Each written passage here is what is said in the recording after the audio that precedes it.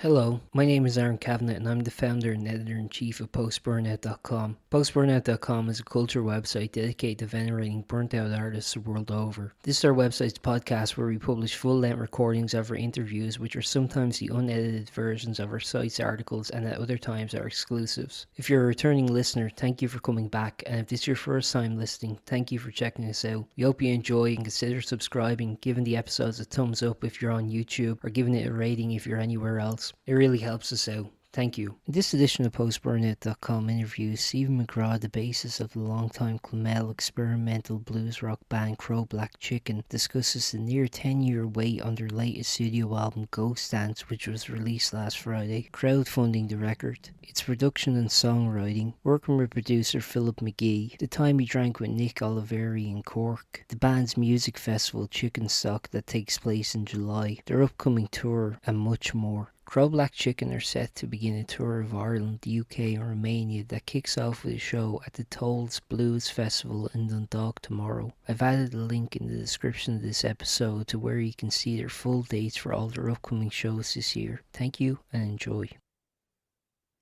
Can you hear me? Hey Stephen, how's it going? Can you hear me okay?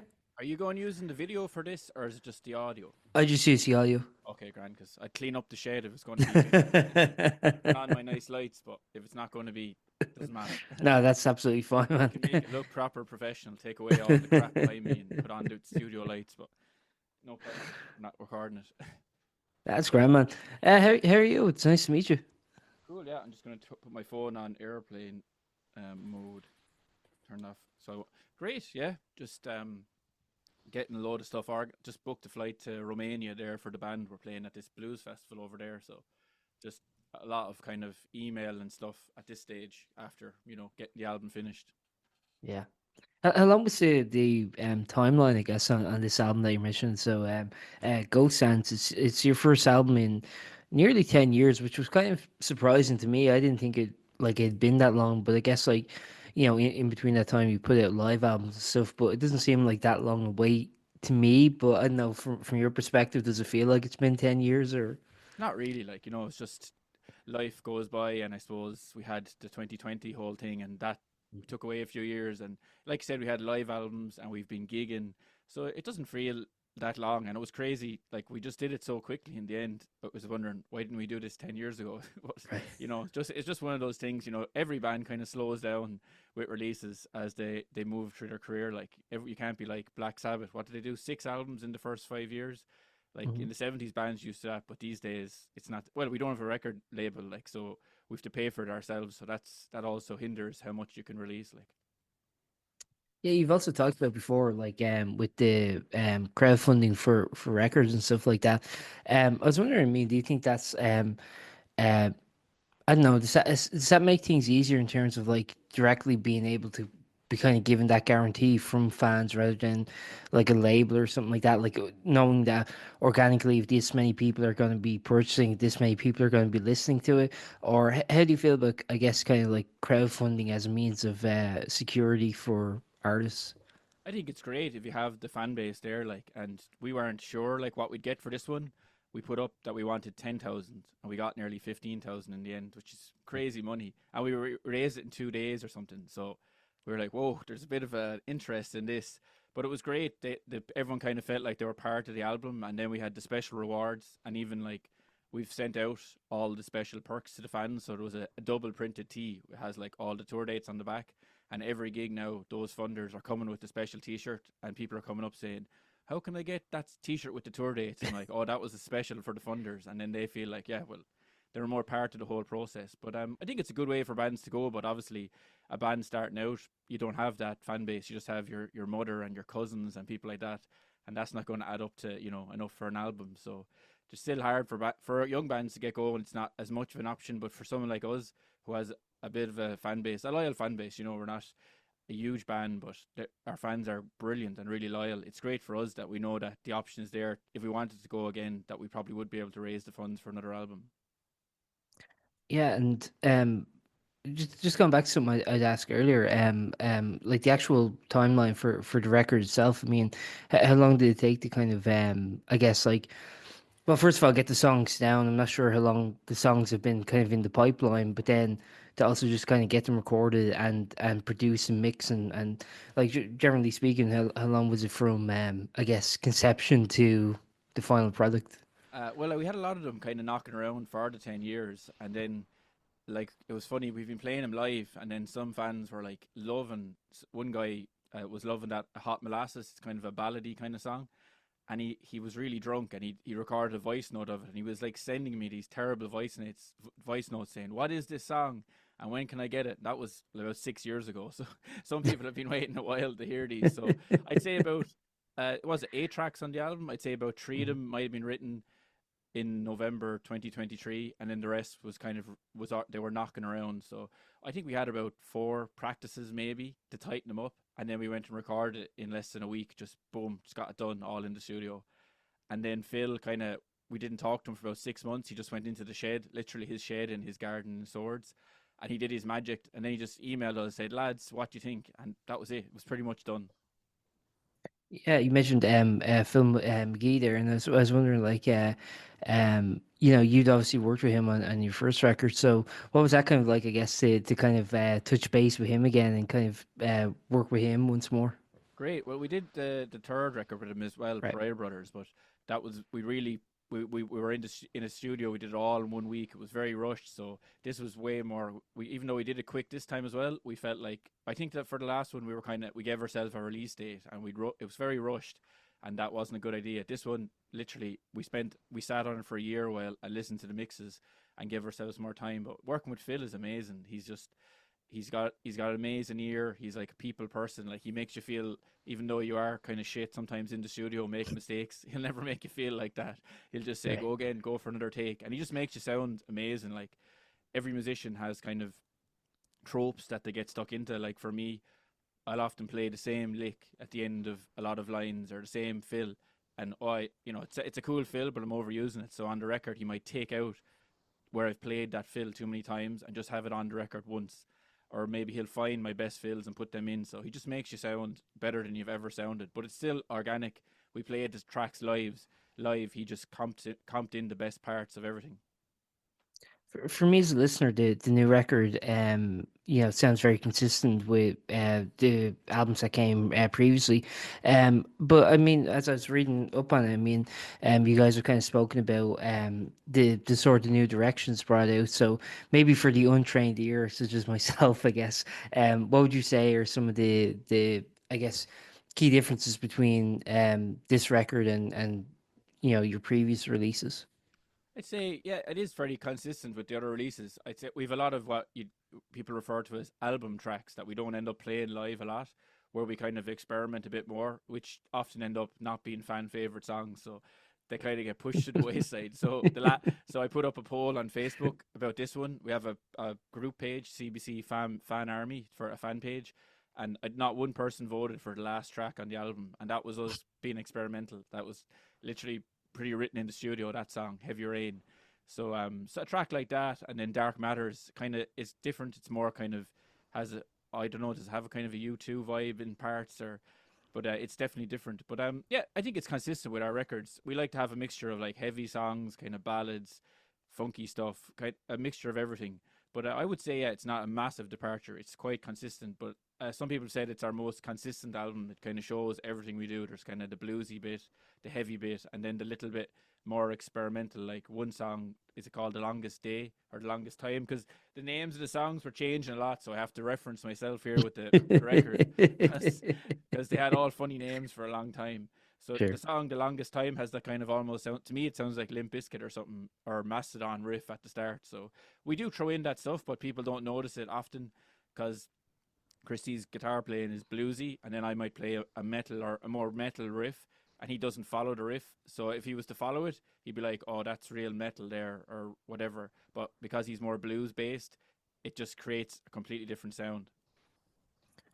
Perfect. I think I've asked almost everything I want to ask. One thing I want to mention. I mean, we were talking about like um sort of return to the studio records here. But I mean, obviously in that time, Crow Black Chicken has been, performing consistently throughout that time. I was wondering, for in your opinion, I mean, what kind of like keeps you motivated to keep like doing it, to keep the band going? Because obviously, I mean, as you mentioned, I mean, you have that loyal fan base here, and you've been able to tour very consistently, not only in Ireland, but like in Europe and the UK and stuff. So I was wondering kind of what sort of motivates you personally. I just like writing music and being in the band. And it's funny because we released this and then I put up a thing online saying, I think we're the last. I'd say we started around 2009 and there was a crop of bands then. I don't know if you're familiar with Sweeney's in Dame Street in Dublin. Yep. That used to be like the mecca of unsigned bands. And even though we're from Cork and Tipperary, we were never part of the Cork scene. And we had a little scene in Clonmel, but it's just a small town. We were actually part of that dime store scene and we used to play Knockin' Stockin' and we were friends with all them bands. And if you look at a That's poster, a throwback knocking sucking. I know, yeah, it's brilliant. We used to love that. But if you get up a poster from Knockin' Stockin', we play it every Knockin' Stockin'. There be could be like 50, 60 bands. I'd say none of them are still going. We're the only ones still going. And maybe it's our like stubbornness and pure ignorance just to keep going. But I don't know why all those bands stopped because you're it's hard like and you're not Mhm. always going to be getting bigger and better gigs. But if you're enjoying writing music and you're enjoying playing the gigs, and for us, something always comes in like this thing. We're going to Romania in July, the Brezhnoy Festival. We're supposed to be going to the Czech Republic in 2028. I can't even think that far ahead, but it's booked anyway. But yeah, I just like doing it, and I don't understand. I guess bands just burn out and they don't want to do it anymore. But it'd be really cool if more of those 2009 batch of bands were still going and releasing albums. And it's nice to look back and say we're still at it somehow. It's just I think it's just blind ignorance and just do it. That's perfect, man. I guess one final thing I want to mention is the album comes out June 13th, if I'm getting that correct, and after that you'll be touring the nation, including. I was wondering if maybe you could plug the show in Clonmel, the festival you're doing. I think that's like really cool. Yeah, chicken stock. So I used to run Yeah, a thing in Clonmel years ago called Belly Bang. I ran it the first year with some friends, and then it got bigger and bigger. That used to be like a 2 day, 42 band festival, and that finished. And it was quite stressful. And while it was a lot of fun organizing a festival, it was also very stressful. And then I said, sure. I kind of missed that. What if I could get the sweet spot where it's a festival that's not stressful, it's kept kind of low key, but it still has the fun factor. So that's where Chicken Stock came together. And say myself and the band organize it, and it's a two stages, and it's in a shed, like a cow shed outside Clonmel. There's a pub called the Railway Bar, and it has a cow shed out the back, which doesn't get used for that and just for holding sticks. But once a year, he lets us use it for our festival. So we have the outdoor stage, and then we have the indoor stage. So we were using the pub and the shed. So it's called Chicken Stock. It's the Crow Black Chicken Festival. So it's mainly local bands, but then we book a few bands from up the country. So we've got Moonchild from Cork. That's like a Rory slash Tin Lizzy tribute. Sean Long is the main dude. And then we've got ourselves, and we've got some brilliant local acts. I'm really excited about our Charcoal Greys. They're like a teenage band from up the road, and they're releasing their own music. So it's just a fun day, and then all the fans come down, and fans come from England and everything. Last time we had a competition for the longest travelled fan, and we gave him a bunch of free pints. So some guy came from England on his motorbike. So boom, he got a load of free pints. But yeah, it's our own festival, but it's trying to keep it low key. So if you were to say, oh, what's the ambition for it? There is no ambition. That's it. Just it is where it is. And once it's full, we close the doors and just enjoy it. Like Crow Black Chicken finished playing by 11. Then there's a few more bands on, and I'll enjoy a drink and watch those bands as well. I was actually just gonna ask one fun thing. Do you think like the chicken stock idea kind of I don't know, is there any kind of relation with that and the like knock and sucking thing of like having these like kind of like cool sort of alternative festivals that are good showcases for for new acts? Yeah, well, the original thing I used to do was inspired by Knockin' Stockin'. It was the same. It was just all on unsigned Irish bands, and Yeah, then this new thing, Chicken Stock, is more local. So it's yeah, giving the local bands a chance to shine and bringing down just some of our friends. Like there's a band coming from Westport, Fair Warning, and then a guy from Dundalk, Stone Cold Hobo. So people we meet around on the road and bring them down as well. So yeah, it's definitely inspired by Knockin' Stock. And I'm sure there is, you'd know more than I do. You could tell me. I'm sure there is still an unsigned band scene in Ireland, but I'm nearly 40 now, 39.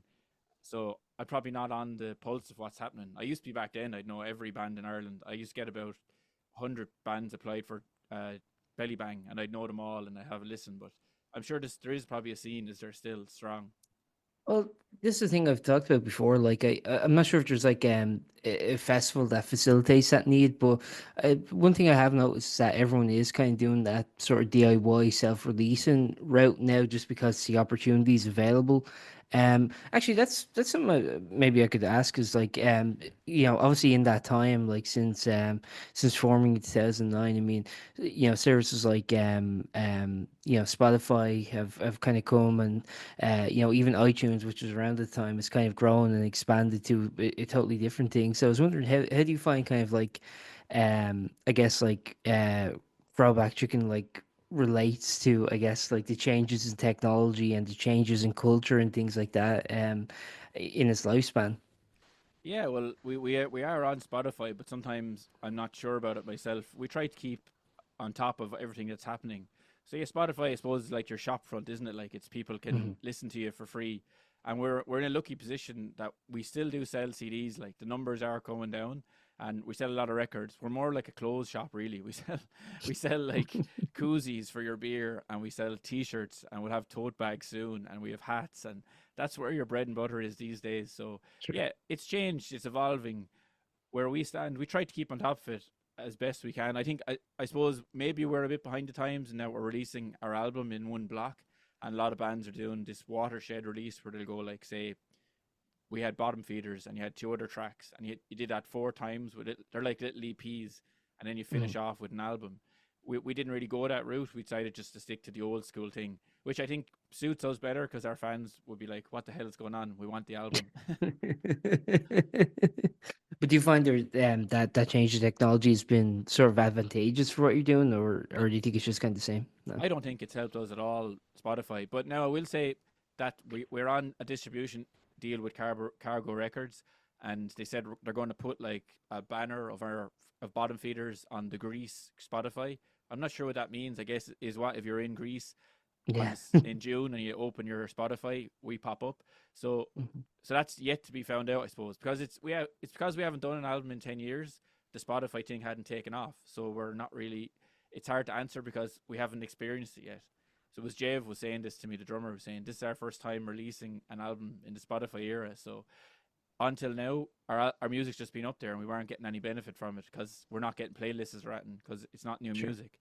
So we've been on some big playlists already with this because of Cargo putting us on them, and yeah, we'll see in a month or two. I can get back to you, see how advantageous it was. But I know it can be great to get on those big playlists, but then Sure. it's a genre thing as well. Like, do the people that listen to blues rock discover much music through Spotify playlists? I'm not sure. Like, Yeah, that's a good point. Actually, I don't know. I mean, because there is so much like contemporary blues music still being like released, so imagine there. I would say this. I think like now there's probably an avenue for everything. So I'm sure it exists because I don't want to like dismiss it because I'm sure it exists. I'm just saying that I'm perhaps unaware of it. yeah, me too. But we'll see how it goes. Like, we've got it. It definitely is working because we've got more hop off this album release. Well, the singles than we ever got. I think we've got accumulatively about 70,000 views on bottom feeders. So, and like we got 900 new people following us on YouTube and loads of comments, and that's never happened before. And I Yeah. don't, and they're all getting pushed there by the algorithm. So there's something different happening for this release. Maybe it's the push from Cargo, and we're working with Cobra Promotions as well, and there's a push there. Last time we just were idiots and we just said, "Oh, we'll release an album in 6 months," and we just dropped it with no work put in before, like so which is a complete waste of time and money. Like, Sure. I've heard that a lot for what it's worth. I've heard that like reasons like, yeah, well, we just sort of dropped it and then yeah. yeah, like we're not Beyonce. We can't ghost drop an album and the whole world's turn around to listen. Like, Yeah, maybe next year you'll be doing like the Super Bowl halftime show or something. yeah, that'd be nice. But we'd like to do another live album for sure. The live albums are fun. Yeah. The first we've done two now already, so I don't know. Is it not a lot of bands don't do that, do they? But it's more maybe it's a blues rock thing. The live album, it's died out a lot, hasn't it? The idea of a band doing a live album. Yeah, I think some artists like are kind of doing it now as a means of you know, because you just hook up to the soundboard and record. So some people are doing it, I think, in lieu of like you know, studio costs and things like that if they're doing the gig to record it. But yeah, I Yeah, think like I do think like generally like the kind of I don't know, because I love live albums, you know, if done well, like, because I think there are some live albums that you know aren't so great, but I do love the concept because like it can really, I think it's a good like encapsulation of time in a band's career as much as like a studio record is, in my opinion. But yeah, I don't know if they're still like, I don't know if they're still like, you know, really prominent. I don't know. uh, I always loved them. like I don't know if you've been following like this discourse online about this Italian YouTuber. Do you see this guy? He's like a No. faker. He's been like faking his guitar playing on Oh. Instagram. He basically he finds like amazing solos, and he was like, now allegedly, I'll have to say I don't want to get sued. He was allegedly paying people to transcribe them, and then he'd play them at half speed and speed it up, and then the video would go online, and he was like the top Instagram guitarist, and he got loads of free guitars and loads of endorsements. And he went on, you know, Rick Beato, the Yeah, big. yeah. He went on, and Rick Beato couldn't use the interview, and he just said, "Your man is actually wasn't good enough on guitar to be on my channel," so he had to scrap it. But that's what I'm getting to is the old live albums weren't real either. Like so, Live and Dangerous, they did overdubs. Kiss Mhm. Alive is almost nearly a lot of it is studio. Like they were piping in the sound. So, but our live Yeah. albums are actually just us playing. I don't know, do we touch them up at all? And the bands don't get to tour as much anymore, so it's hard to do a proper live album without touch ups, isn't it? Because that takes hundreds of gigs, and the gigs aren't don't come in as much these days. But we'll do a live album, and we won't do a fake one where we're fixing everything.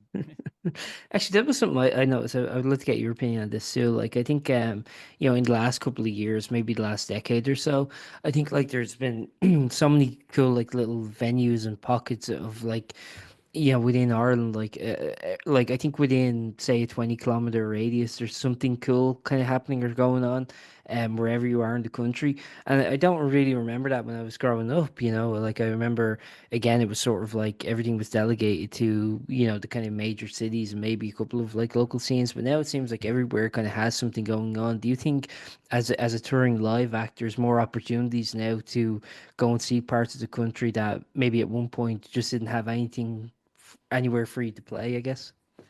We haven't found it in the last while, but back when earlier in the career, we used to play everywhere. The only county in Ireland we never played is Fermanagh. So Okay. really, I don't think anyone lives there. yeah, we love Pat McManus. He's from Mama's Boys. We even have a song called Pat McManus, and he's from Fermanagh. So just to say it to Pat, we want to play there, but we we haven't found it too much because we're not really doing that kind of. That's more like when you're starting out in a band, isn't it? You're like you get in with other bands and they're like, oh, we're doing a band night. Let's all come down and make no money and have a good night. We're not really at that level stage Sure. anymore. Like, but I do work with a lot. I work for the council. You know, Music Generation. Have you heard of that thing? It's Yeah. half funded by the council, half funded by Bono. So I won't say anything bad about Bono. Yeah. It's and I can't believe the upsurge in young people's interest in playing rock music in the last Mm. 5 or 6 years. So it went from, and I teach a good bit of guitar for a living. I'm not a guitar player, but I can play cowboy chords. And it went from kids just knowing Ed Sheeran to Nirvana and proper rock music now.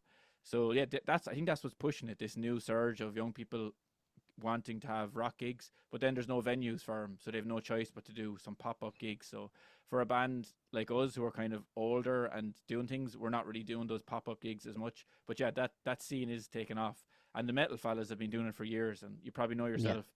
The metal scene in Ireland is really strong. I'm good friends with the lads in Zora. They're like a sludge metal band, which is a great name for a genre of metal, and they would do a lot of those kind of pop up metal gigs as well.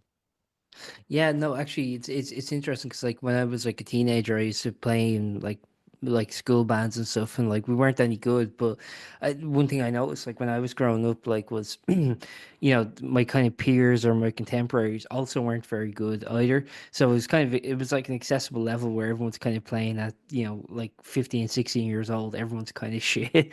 But now I kind of go to like gigs and like every musician is like you know because of like the interest and the education afforded to them. Everyone's just like super talented virtuosos, And I'm like, I sometimes wonder, like, if you were like a teenage kid going to like a gig nowadays, like, would it feel inaccessible if you're like, well, I can't play like them, or I don't know, is that kind of like inspiration still there to kind of get to that level? I legitimately don't know. Yeah, well, for me at least, that's the, like, for example, I was in Cork for 2 years in 2022 doing my masters, and Yeah, all the brilliant bands, and they're brilliant, but it kind of leaves me cold. It's like whatever. And then I saw this band, local band, the Charcoal Greys. They're young, like, they're not virtuoso players, but I found it exciting. But maybe that's my nostalgia, looking sure. back to when I was their age and getting going, and I just got excited by them. So for me, yeah, the polish thing doesn't excite me, but maybe for some people it does. And I know that it does leave, like, my students and young bands do get a bit insecure. Like, we've done showcases, and one of the bands might be like miles ahead of the other one, doing like difficult Metallica songs and stuff. And then Mhm. but covers, and then one of the younger bands might be doing a cool original, which is only like a power chord song. And for me, that's more exciting. And they're like saying, "Oh, they were so good," and I'm like, "Guys, I enjoy G more than them." So yeah, it's a mindset thing, isn't it? And try to teach them, like, yeah, that's not what it's all about. It's being a band is just about writing good songs and having a good stage show. Yeah, I think like cover songs can be good for like giving new musicians the fundamentals. So like you said, like playing Metallica riffs or whatever, it's good in terms of like just getting you familiar with the instrument and maybe even giving you some kind of introduction to songwriting. And then hopefully from there you can then go and like craft your own thing. But I think especially when I was like a kid, like I think the crafting your own thing element wasn't really something that appealed to a lot of people, and a lot of them were kind of like essentially teenage cover bands. Yeah, I was only ever in original bands growing up, so Yeah. I'm actually only in my first cover band now. I'm in a cover Oh. band, and we do the local pub gigs, but I never did that. I was always original bands, which, leave me is it you know leave, leaves you a bit limited as a musician as well. So it's good to do both. But I always just got excited doing the originals, and I probably wasn't good enough to do all the covers either. So There's a beauty to yeah, limitations. exactly. And what instrument do you play yourself? I play bass primarily, and I play a bit of guitar, but I'm not as well. I'm an okay guitarist, but I definitely prefer bass. Yeah, I can play guitar and I could throw out a chord and a solo, but I just don't have a guitar player's brain. Some people can Yeah. do this multi instrumentalist thing where they can competently play drums and guitar and bass, but I just don't have I just have a bass player's brain. So if I'm playing guitar, it sounds like I'm a bass player. That's all I really have the brain for, and I'm happy with that. Yeah, no, I started with guitar, then got into bass because basically it was sort of like everyone played guitar, so I was like, well, if I play bass, it kind of gives me a unique selling thing, that I can like kind of join bands that way because everyone's like looking for bassists and drummers. So I learned bass and I was just like doing the root note thing, the classic like just playing the guitar chords, but I like on the root note, and but eventually just like really fell in love with the instrument. I think it's like it's a really beautiful instrument, the bass. Yeah, it's crazy, and like you said, you're seeing these guys online, and they're playing the most unbelievably technical stuff on the bass, but you can't really get bogged down in that. I teach bass a lot, so I talk about the fundamentals with my students. But the whole internet thing is kind of changing our brains, isn't it? Even as listeners, maybe this is just me, but I find it so hard to listen to an album and just remember it, even if I loved the album.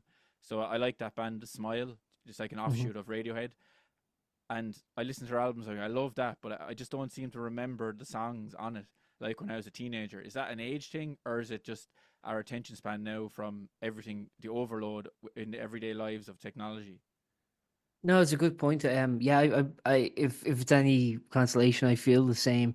I don't know, like why like certain things like resonate with you. I guess like yeah, I don't know. I definitely think age has like because I think like when you're like a teenager and you're kind of discovering music for yourself. I mean, there's such a personal resonance to that with the music that you're like listening to. Where I don't know, maybe as you get older, just with experience, you get kind of familiarized with things. I don't know. I'm just talking out my ass here, so I don't. I'm not saying this definitively, but I think maybe you just get kind of like so accustomed to I don't know, so many different styles that it doesn't have that personal resonance or something. I'm not entirely sure.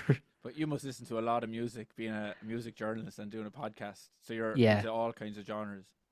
Yeah, no, I try to be as diverse as I can. Although I have to admit, when I have the opportunity to like sit down and listen to music for pleasure rather than like trying to keep on top of things, like I do tend to just kind of like listen to songs I'm familiar with a lot. So I am kind of a bad listener in that sense, where it's like I do kind of stick with the familiar and the kind of known. But I don't know, because like I think when I'm like listening to new music, I want to be like, I want to give it like time and dedication, actually like pay attention to it.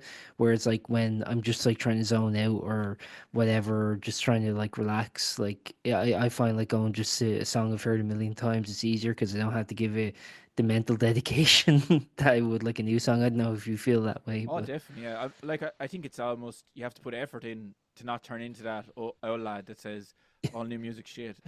yeah, So yeah, I like that band King Gizzard and the Electric Wizard. Now I yeah, don't like all their albums, but they have like about 50 albums. yeah. I think it's good to listen to bands that are still releasing original music to keep Mhm. yourself, give you ideas and to inspire yourself to keep pushing forward. So, and I always liked Mastodon as well. Brent left the band recently, their guitarist. That was a big thing online, but I think that inspires for Crow Black Chicken as well. To be listening to bands that are still releasing stuff is great because if you just keep looking back all the time, maybe your own music will be looking back as well.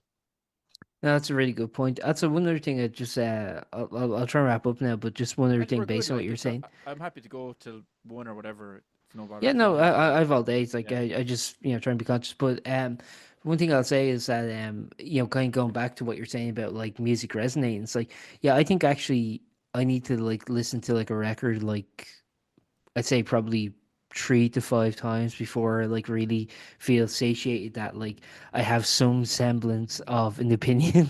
Yeah. Because like I think a lot of the times when I listen to new music for the first time, I kind of like let it wash over me initially, and then on more repeat listens, I try to actually like kind of engage with it more. I don't know if you feel that way too, but like I do feel like if you want to really engage with music, it's something that you have to kind of I don't know, dedicate to and kind of like repeat a lot.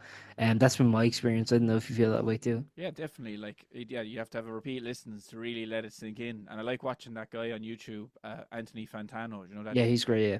and like he was explaining, like when he's reviewing stuff, he doesn't use the music, but he'll describe a riff. He'll be like really well. He's like, oh, the riff goes like this, and he might hum Sure. it a bit. Or, and he was saying he kept getting flagged with copyright strikes when he used the music, so he had to just do that.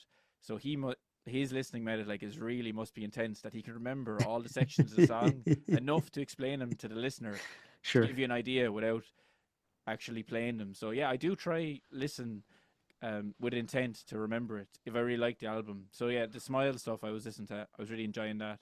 And King Gizzard, I went to see them in Carrick. I don't know will I get in trouble for this, but I got a wristband anyway, and I got in. I didn't pay for it to all together now. And I brought my friend who'd never done that in his life, and he was fucking sweating buckets coming in. I taped up the wristband and put it on, and I said, just it'll be fine. Just walk in. And he was like, I don't know what he was. He thought he was, I don't know, smuggling drugs into America or something. But we got in anyway, and they were absolutely brilliant. And I knew the drip and tap and a bunch of the hits. They played the stuff off the current tour, so yeah, I'm the same. Yeah, you have to really. It's not when you're young where you just listen to all these albums and like if you were to talk to me about Metallica, who I don't really listen to anymore. I went through Mhm. that phase when I was a teenager. I still know every album and every song. So when the teenagers I work with are talking about Metallica songs, I know them all. It's just there. But there's no way if I listen to a discography of a new band in this day and age, I wouldn't remember them like that. I think that's just a youth thing, and now you kind of have to work a bit harder to really understand what's happening in the music. Yeah, and I think also like you really dive into like the history of the band, the history of the records when you really love a band, when like you're younger, where I think like now because there's like so much like stuff coming out, you're like, I don't have time for that. I don't have Exactly. time to like know the biography of every act I listen to. No, I don't know what. Would you have any band you think we sound like? We had a kind of funny because we're getting all these new fans from the new singles like Bottom Feeders. We had some crazy guy on YouTube. He kept comment like I'm talking about commenting every day for about a week, multiple times. This sounds like Clutch. People, pay attention. These guys are ripping off Clutch. You have to know this. I replied a few times and said, it's blues, man. It's all kind of Sure. derived from each other, and we're just a heavy blues band. We're not a rip off of Clutch, but he just wouldn't let it go. I had to block him in the end. But would there be any bands that you think that Crow Black Chicken kind of would sound like? I was actually, this is probably a weird reference, but I actually think like a lot of like desert rock I was getting shades of. So like, Caius and stuff like that. That's kind of like my reference point for it. Yeah, there's some album tracks off other albums that are very stoner rock, like with Yeah. drop D tuning and deserty rock stuff, and I love that stuff. Caius were brilliant, a brilliant band. I actually met Nick Oliveri in Cork the time he played there, because my friend was booking the gig, and I went down and got to hang out with him backstage and tried to keep up with him drinking tequila, but it was actually impossible. He lives up to his reputation as kind of a Sure. madman.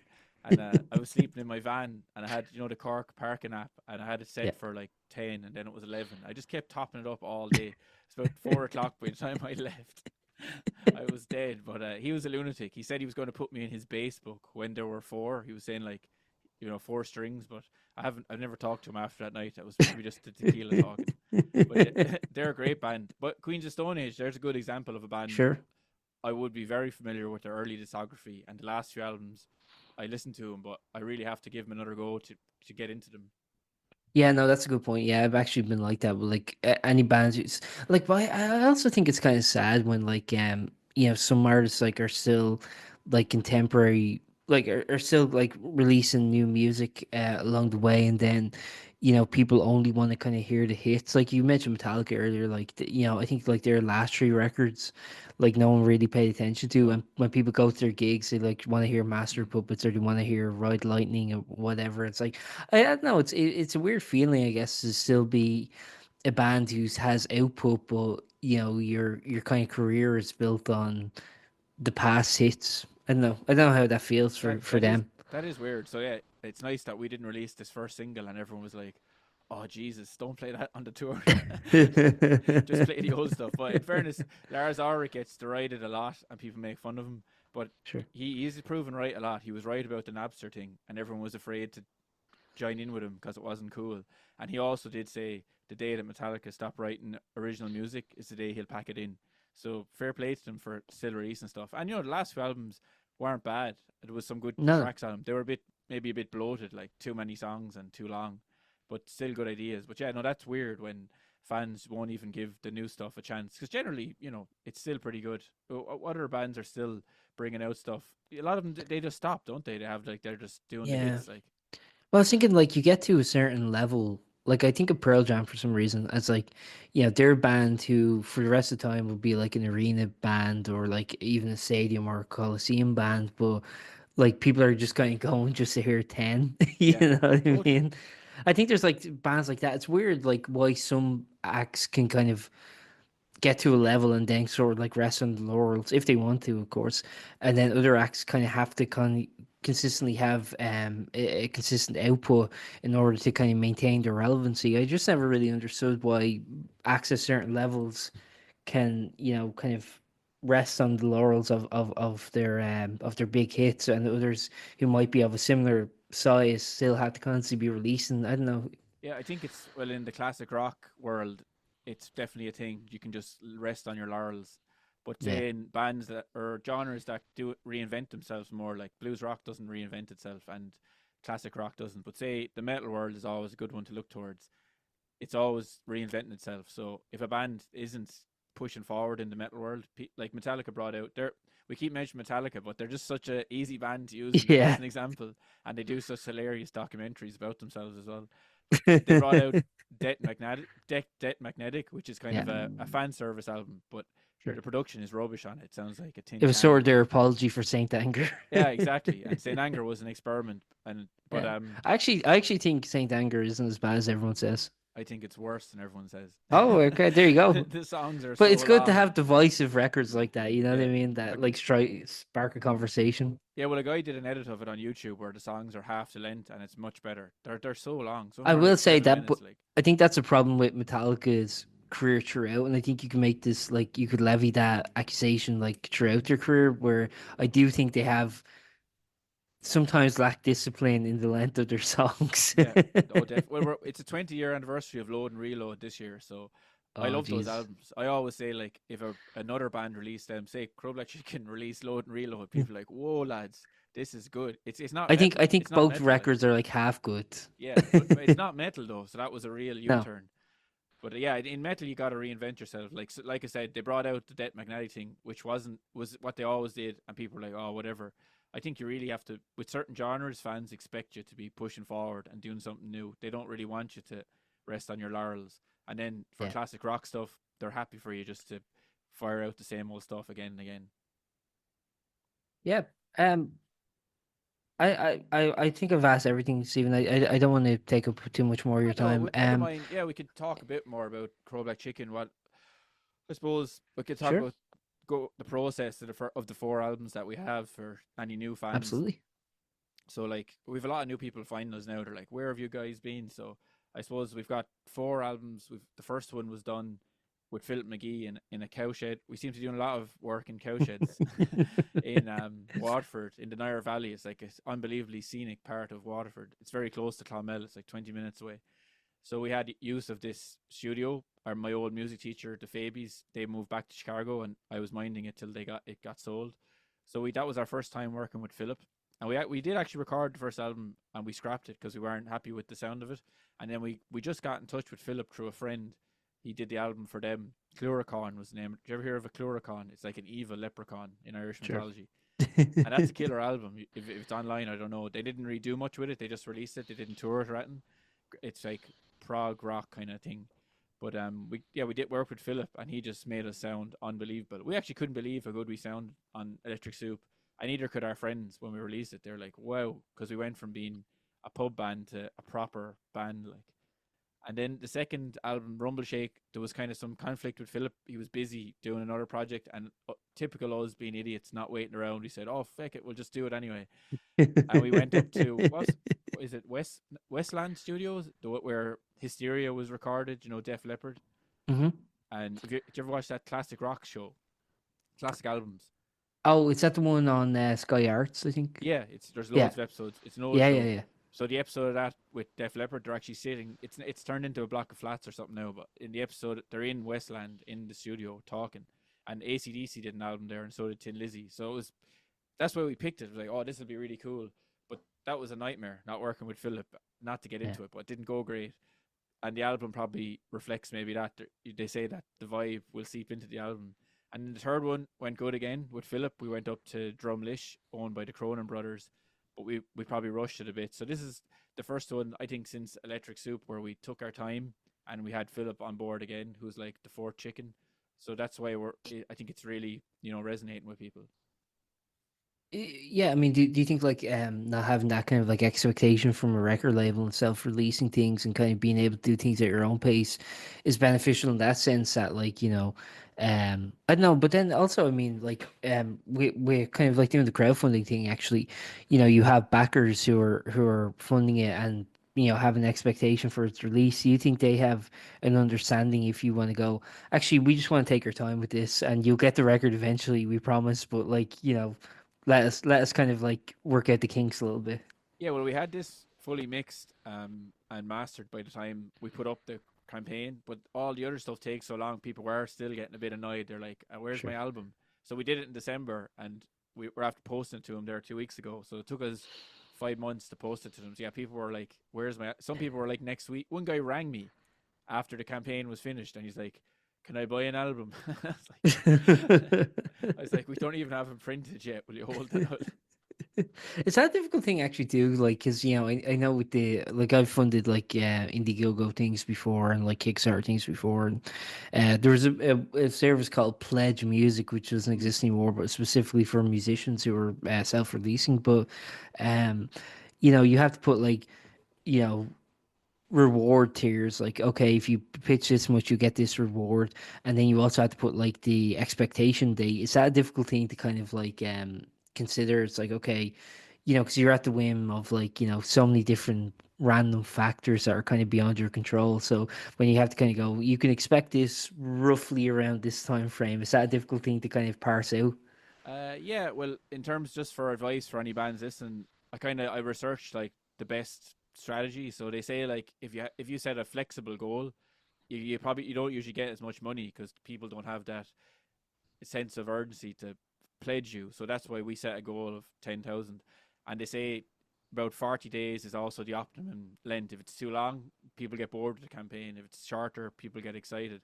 And then, yeah, deciding on when you're going to, I suppose we had it finished. It would have been a really dumb idea to put up the fund account. We got a loan to pay for the album, get it all done. And then we used the funds to down pay the loan and pay for everything else.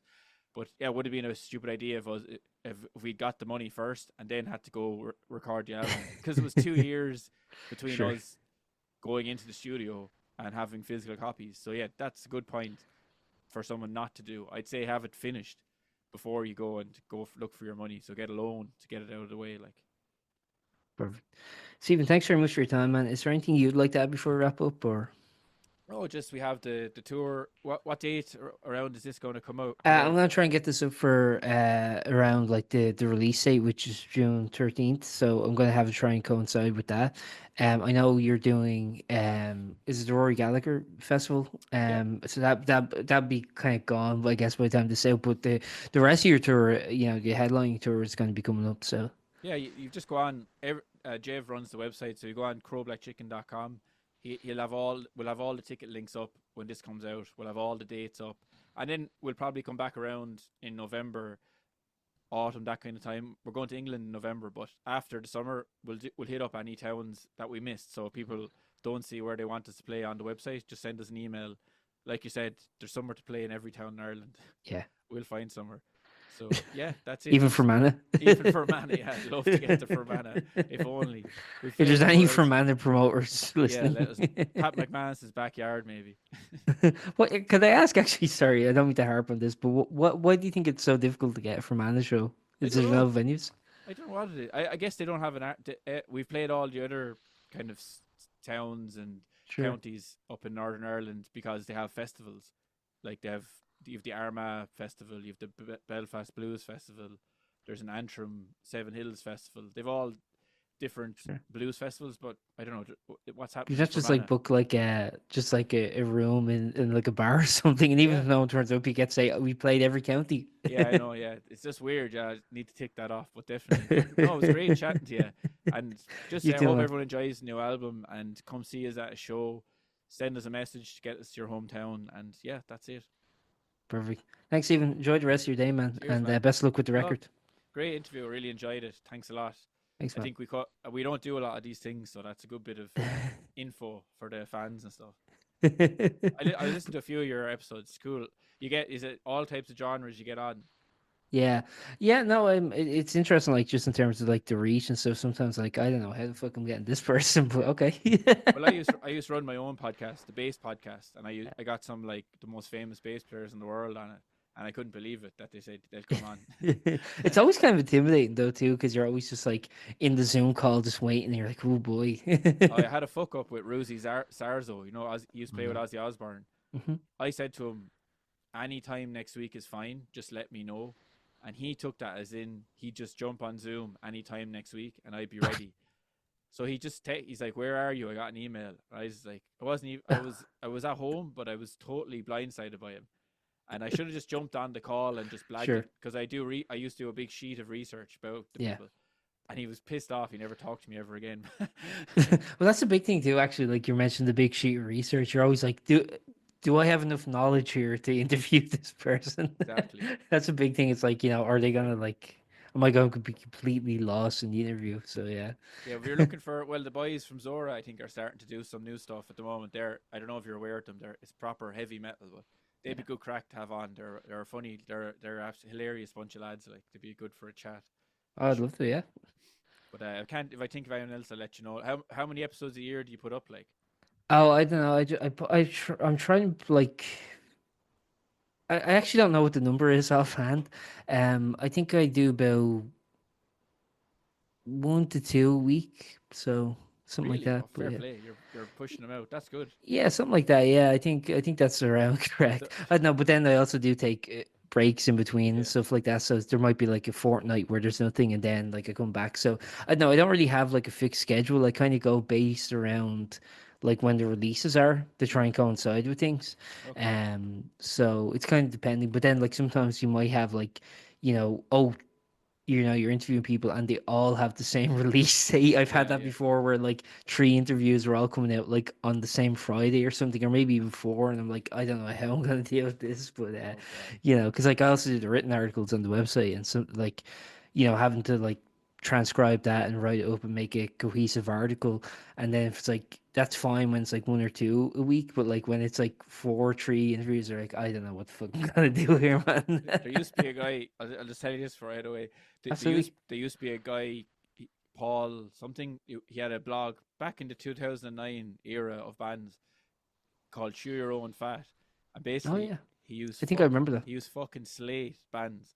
He was vicious. Like the Riptide movement, he destroyed them. Saying like it was hilarious to read, but probably not good for him. Like in the industry to be like there was so many bands. He liked us, but he could have slated us too. Like, in Yeah. fairness, he could have been like, "Oh, fucking typical blues rock shit." But he liked us, and he gave us a bunch of good reviews. But it used to be very funny to read his article. He had to Yeah. stop eventually because I don't know, people were just getting pissed off with him, and he wanted to do stuff within the music business, and he just was Oh getting a yeah, no, bad you name. you And you can't do that. Unfortunately, like that's the reality. Is like so much is intertwined with like PR and relations and connections and all this, that like if you want to be like completely irreverent, yeah, honest truth teller, it's like okay, that's fine, you can do that, but you can't then expect like industry insight if you're like slating all the yeah, bands that like he should have been anonymous. Like it was like yeah. Niler Nine if Niler Oh Nine yeah, was yeah. absolutely ripping the shit out of bands he didn't like and being completely ruthless. It was really funny, but yeah, that was just You'd be something. like Mr. X from The Simpsons or something. Yeah, pretty much. It was kind of a throwback, something I kind of forgot about, but maybe it's still up or not. I know the guy, he doesn't do it anymore, so he could come up and start slating bands again. It wouldn't make a difference. The return. The return, yeah. Thanks, Stephen. Enjoy the rest of your day, man. It's No really bother, nice man. chatting with you, man. Take care. Thank you for listening to that episode of Post-Burnout.com interviews. We're an independent venture run by yours truly, and as I said at the beginning, liking, rating, subscribing, and sharing really helps us out a lot. If you're feeling extra generous, we do have a PayPal donation link in the episode description, but don't feel obligated, of course. We've also begun releasing occasional exclusive episodes on Spotify, so subscribe there if you'd be interested in hearing those. Thanks again for listening, and see you next time.